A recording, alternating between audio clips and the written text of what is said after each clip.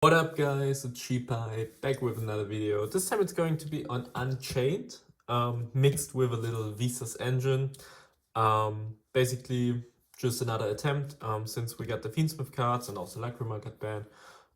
So it narrows down the range of decks where Fiendsmith has an actual use in, but one of them is Unchained, and I want to show to you what I think is like a really good variant of Unchained, which offers a lot of utility.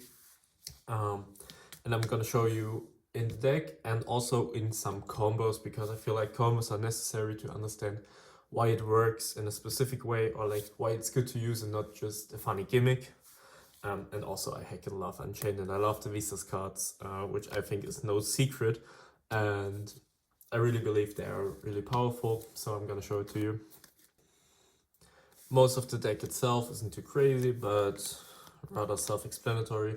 The good Unchained names, we still need like 2 of them at least.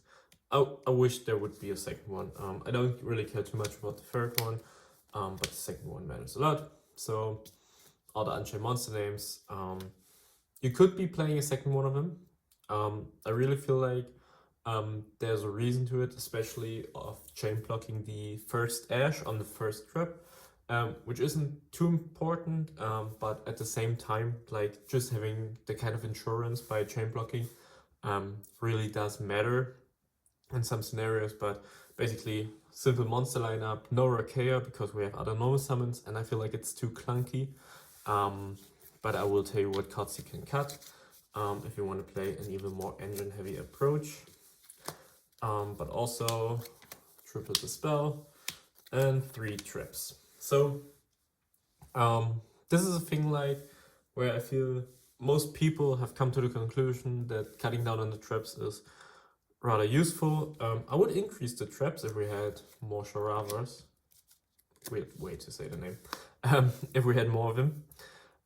But the general approach of it is like we're being in the 1-card combo meta, or like everything above 2-card combos is rather not useful. So the general game plan is like you have 1-card combos, and those only improve those, or like if they get hit, then you want to have them as extenders, but then also thrust to set them as an extender. So basically, with the inclusion of thrust, you're playing 6 traps, and thankfully thrust is getting reprinted. So concluding the Unchained package, rather small but big enough, like as small as possible but as big as necessary. Like there isn't too much to change. You can, as mentioned, up the count of the Abominable, but the rest doesn't really matter. Then we're playing 2 Fiendsmith, 2 Tricked, and the Dury. You could be increasing the counts of Fiendsmiths, but I feel like it's not necessary if you run the Visas engine, and it also reduces the redundancy of drawing multiple Light Fiend engines. But if you want to increase it, you should probably also put in another Sanct, just to lower the redundancy, even though Sanct isn't like that great of a card. But whenever you have Sanct plus another card, it's totally fine. So if you want to increase it, you should also increase another Sanct. But I feel like 2 Engraver and 2 Tracked is better than a 3-in-1, just by having the ability to pop your Soul of Rage and add back the Engraver. So you don't have to add back the Sararama, and you can do it later with Yama. Just so your turn 3 gets better, because Unchained puts up a strong board, but by no means an FTK board, meaning you will almost always have to enter the turn 3. And at that point, the grind game really matters. So I like to have the second track just to be able to grind even better. And now for the fancy engine, which is 3 Visas, 3 Rykard, 1 Arrival, 1 Phobia. So this engine is rather self-explanatory. You have a good 1-card combo because of Fiendsmith. The Fiendsmith engine gives you full Unchained combo, or like a variant of full Unchained combo, by going for the Aerial Eater, sending a Shavara, and then go into Yama and add something slow. Like you're almost at full Unchained combo. And these cards give you that. They give you 2 monsters on the field through a hand trap, which is perfect. I will show you in the combo. And also, Visas pairs nicely with cards like Aruha and Sarama. As mentioned, you could be playing Rakea to pop it with Visas, but I feel like I have already enough normal summons. But the sheer fact of Visas being able to be paired with Unchained monsters to not brick makes this card less of a brick, which can justify like playing this engine by only having like one brick if you don't have the other cards. If you already have the other cards, this card is fine. But in general, like normally in other decks you would be running like 2 soft bricks, but in this deck, like this card isn't really a brick.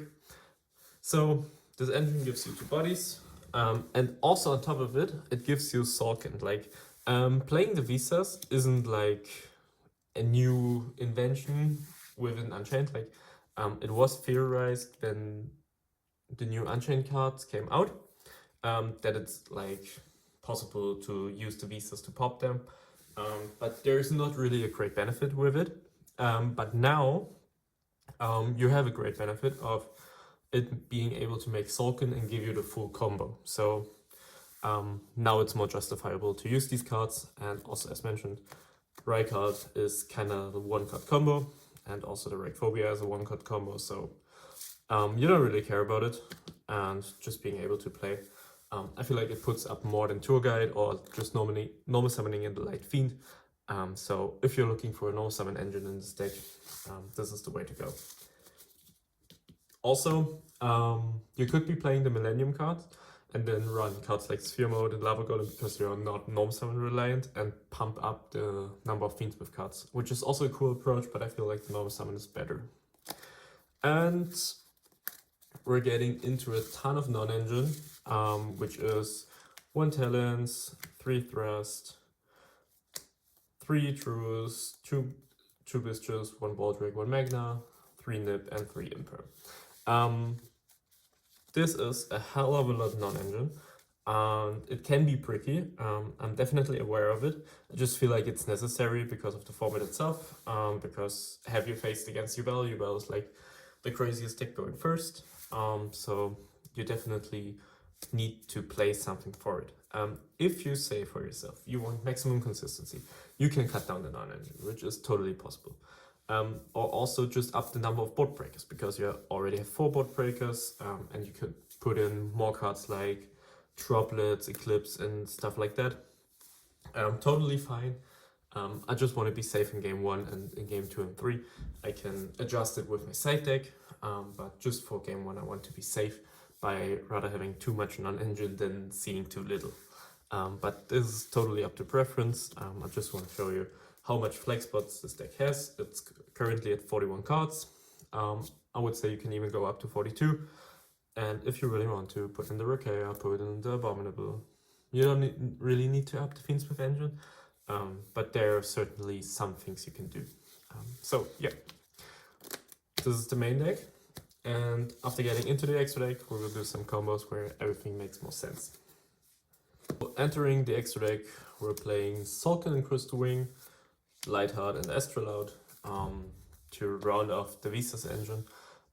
One thing you can do, definitely, is cut the Astrolaud and put in Necrocrypt Princess. I'm not playing it currently, which causes my Tract and Lurry to not be true 1-card combos, because I would need another body, for example a Bistro, which is why I'm playing so many Bistros, because they're also extenders, but without the Necroquip, you're missing some 1-card combos, which is only like the Tracts and the Lurry. But the theory behind it is like the sheer existence of Astrolaud causes your opponent to try to keep you off it, so you don't really need to play it, because most of the time your opponent will interrupt it for you, so you don't get to the Astrolaud. But I just really enjoy the card.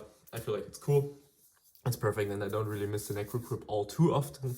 But like if you want one flex spot, this is it. This is the spot where you can cut cards, but these 3 are mandatory. They're necessary for the engine, and they just do everything for you. So this is basically the Visas engine, and everything else is rather standard Unchained, by playing 2 Yama, 1 of the dogs, the big dog, and the Caesar and the SP, like those are the usual Unchained cards, you will most likely almost always only go through one Yama going first and have the other one for turn 3. One of each is fine, and he's just here to be a generic big link monster where you can put your bodies into it. Because like if you already have the Fiendsmith engine going second and you also have the Visas engine, so what are you going into? And he's just probably the best card to go into with excess bodies. You could also be playing cards like the Blackluster Soldier or basically any other big monster like Access Code, but just because he's a fiend, I feel like it's the most suitable for the deck, and also you can just attempt to pop in grind games versus decks like Runic and such. I just feel like he has the biggest utility, but he can be anything else, or like the Astrolabe can also be the Access Code. But in general, you won't need like more cards because you're rather consistent at killing, so you shouldn't go beyond turn 5. So there shouldn't be like that much of a grind game, more like 1 or 2 grind turns. And the Fiendsmith cards, Moon, Requiem, Sequence, Aerial Eater. You could cut the Astrolabe to also put in Desiree, for example, which works. Like, this is the minimum engine you need. And just by having the Unchained engine to have generic outs, for example, Shyama popping back row, Abominable popping generic cards, you don't really need that many other cards. Like, if playing optimally, if you're doing 1 or 2 misplays, you will miss some cards in the extra deck. But the theory behind it is like, if you play optimally, it won't come up as much for you. So this is the main, the extra deck. And as mentioned, you have the 1 flex spot. Maybe if you change something about it, please let me know what you are putting into the extra deck. If you cut the Astrolabe, would be really interested to know.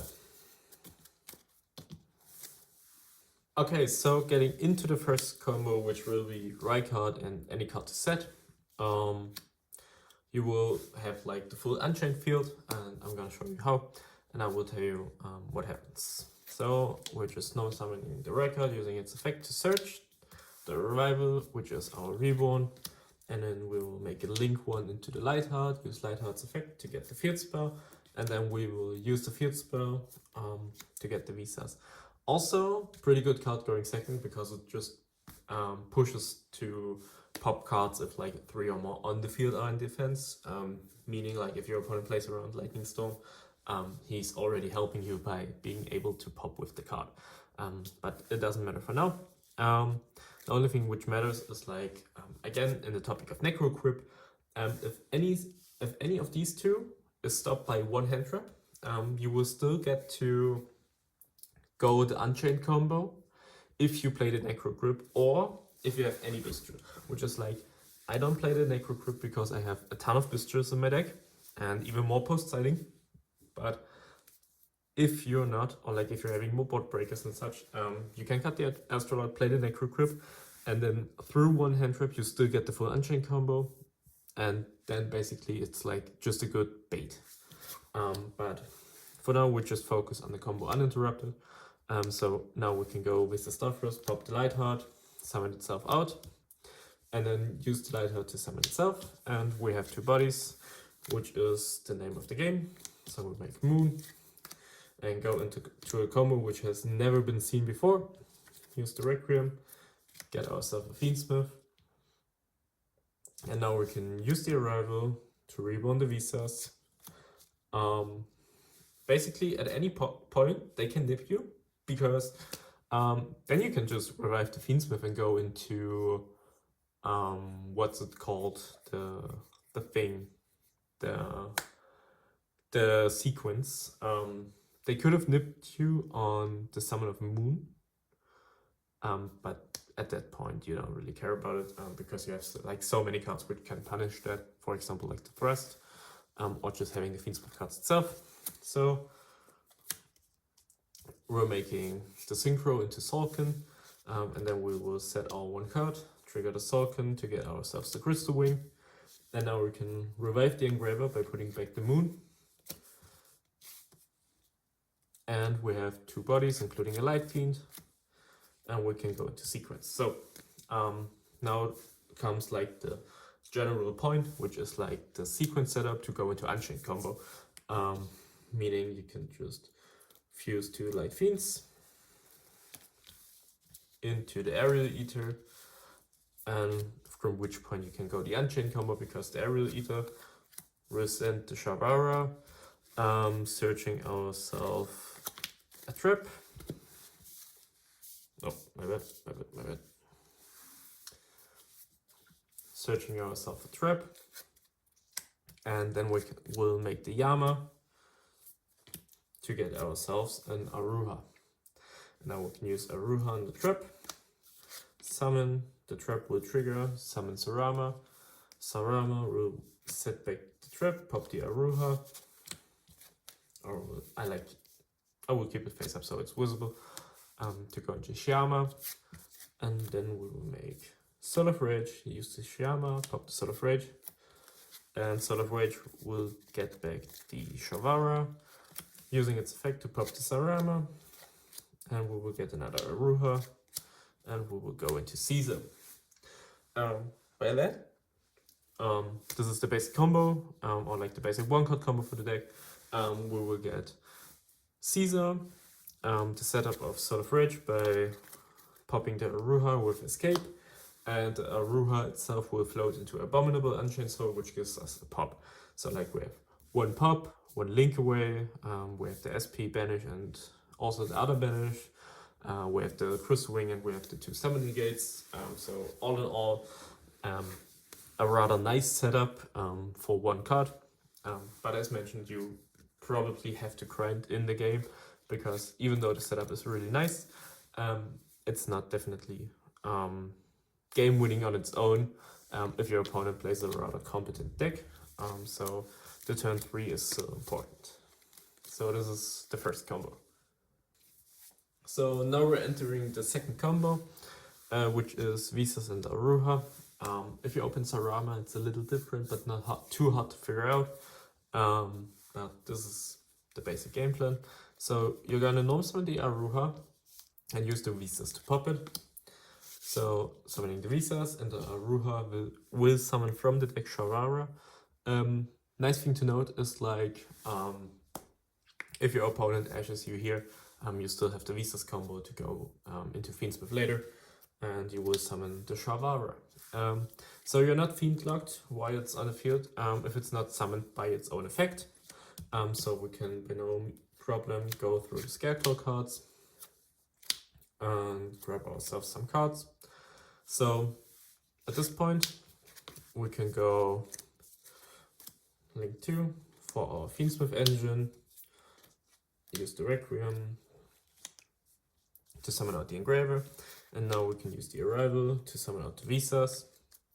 One thing to note is like we don't use the Lightheart in the combo. You could use it to end on the Sarama on field, but for now we don't care about it. But this is a thing you could be doing. But for now, if they nip you here, you still have the Engraver resummon, and also the Astrolite if you play it. But for now, we're just gonna go into our Sulkin line by sending the Shavara and the Visas. He will trigger to set us Escape, and this will trigger the Sulkin to summon the Crystal Wing.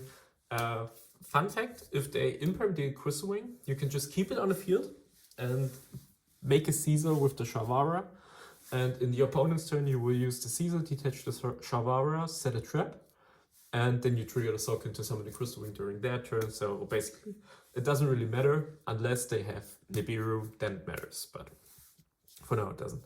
So we have a Light Fiend and a monster. We will make Sequence, and Sequence will fuse the 2 Light Fiends into Aerial Eater, and Eater will send Shiyama. Then we will use the Shiyama to pop our set trap to summon itself, and the trap activates to summon Sarama. Then we'll make our Link 2. The order doesn't really matter too much from here. So we use the Yama to get the Shavara back into the hand. which is rather nice because we will end on Shavara in hand, which is really, really good. So now we can use the engraver to shuffle back the sequence. No, come here. And we will overlay these two into the Caesar. And we will use our Sarama to set the escape, to pop the field spell, and then we will make our Sword of Rage. So, notably, if you use the Light Heart, you didn't need to link off the Sarama, so you could end on the Sarama to be more flexible with the trap. But the more important thing is like you end on the Shavara in hand, meaning you have a better way to use your Abomination, or like your Abominable Unchained Soul, and you have the free discard for the trap. But the same thing, you end on the Crystal Ring, and it's rather nice. So this is the end board. Those are the two combos, and I hope you liked the deck. Please let me know what you think about it. If you have any ideas how to make it better, or like any other inputs, please let me know. And with that being said, that was the video. See you playing Unchained. Bye.